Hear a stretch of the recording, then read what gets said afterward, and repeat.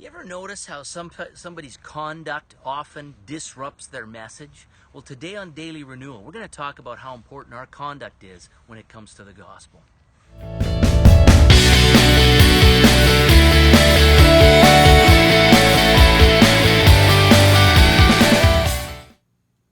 Hello everybody, this is Pastor Lyle and welcome to Daily Renewal. Today we're going to be continuing our study in Philippians, and we're reminded of what Paul was going through when he was writing this letter. Here he is in prison, and he's ready to, he doesn't know whether he's going to be offered up to be killed or whether God's going to deliver him physically. Doesn't really know what's happening. But as a mature believer, we see him pouring out his life, trying desperately to get the message of the gospel, because to him, he's come to understand that this is his whole reason for being.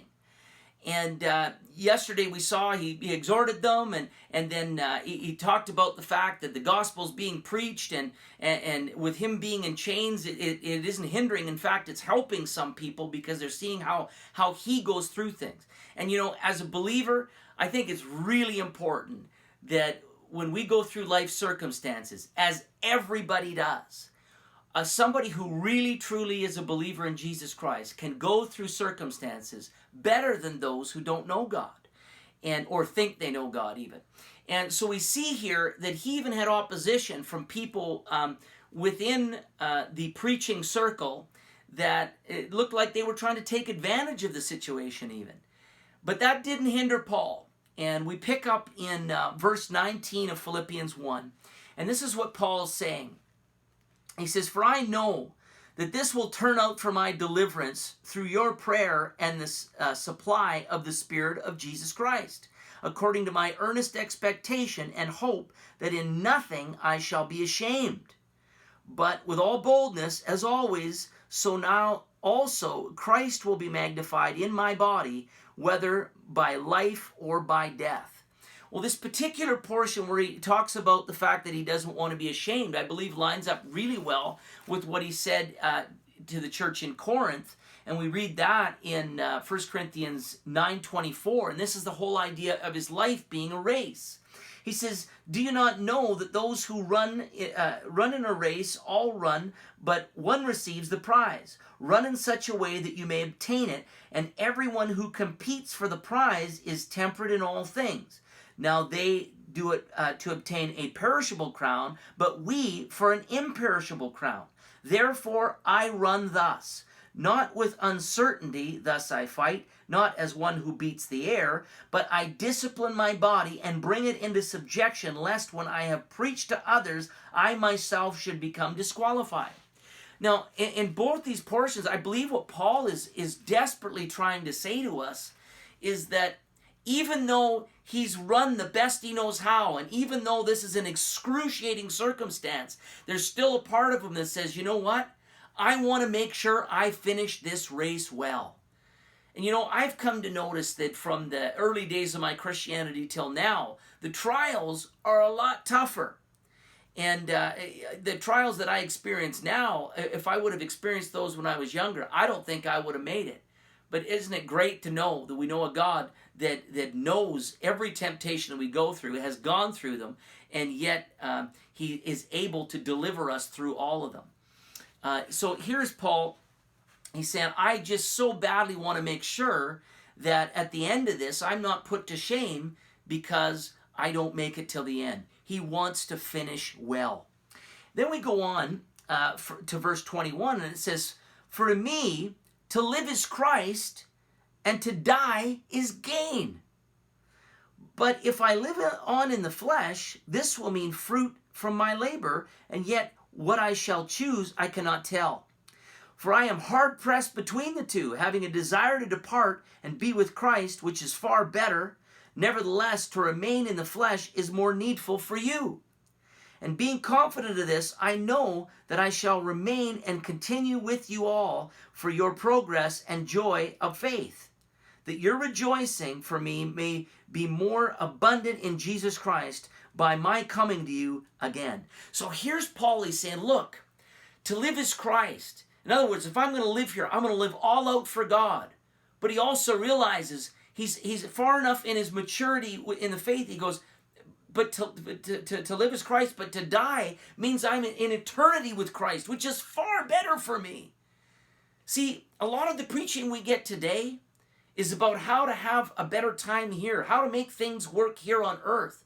But in reality, everything that we do here should be geared up to our eternity. When he talks about being here, it adds fruit to his labor. In other words, he sees it as, while I'm here, everything I do, I want to bear fruit, because ultimately it has eternal rewards. If we look at everything we do as just bearing fruit here on earth, we've missed the mark. Everything we do here, this time here on earth is just, it's temporal. We're eternal beings. The Bible says we're not even of this world. This is not our final destination. It's a pit stop to where we're supposed to be and where we will be eternally. You know, for those of us that call upon the name of the Lord, for those of us that believe in what Jesus did on the cross, that have repented of our sin and said, Jesus, come into my life, lead me. I believe that you died for my sin and I'm a sinner in need of a Savior. For those of us that have done that, we spend eternity with Jesus. And that needs to be the focus. So as much as that is the focus, and Paul's struggling with this because he says, I want to be with Jesus. And especially when you consider all the things in the natural that are coming at him. He's not suicidal here, but he understands the reality of why he was created, that he was created to spend eternity with God. But beyond that, he says, but I also comprehend that the message of the gospel has to get out. And I'm willing to pour my life out, not just so that people would hear the gospel, but so that I can encourage you, church in Philippi. So I can encourage you, church on the internet. That I'm interested, and I say this, hopefully I can say this with a little bit of the same exuberance as Paul.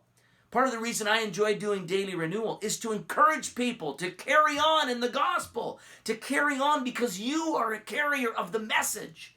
Ultimately, the greatest story ever told, the story of how a man that was born in sin, and that includes women, all of us, mankind that was born in sin, that Jesus came so that we could be saved and reconciled to God, so our guilt can be taken away. Oh my goodness, encouraging people to preach the good news of the gospel is the greatest reason to be here on earth.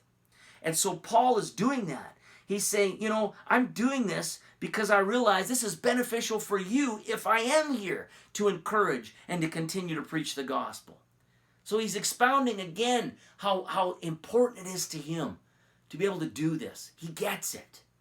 And then he follows it up with this in verse 27. He says, only let your conduct be worthy of the gospel of Christ, so that whether I come and see you or am absent, I may hear of your affairs, that you stand fast in one spirit, with one mind, striving together for the faith of the gospel. Wow. So what's he saying here? Well, let me ask you a question.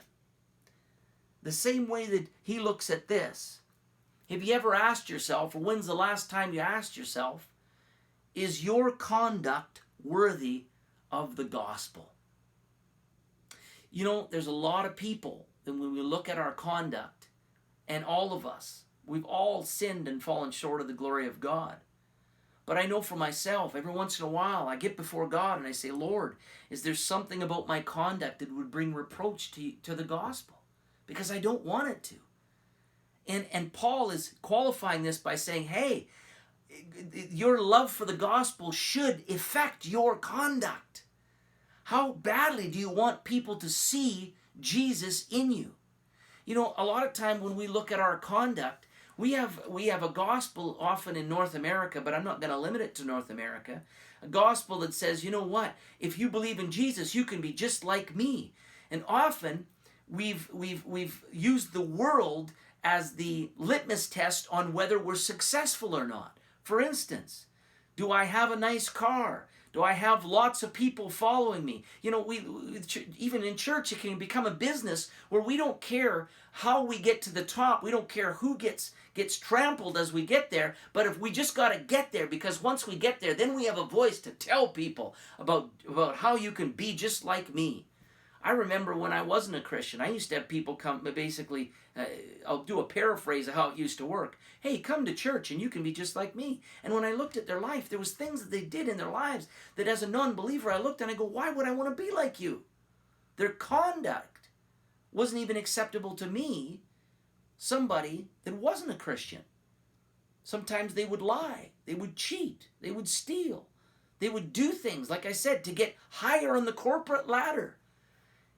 And if we really are concerned about seeing people come to know the Lord, our conduct should be something we are looking at constantly. Once again, never perfect as far as, we sin, we get that.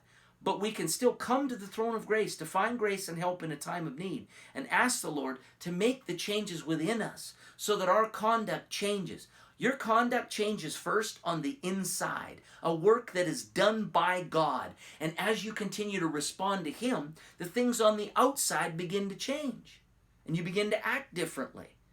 And this is vital to seeing the gospel accepted by many.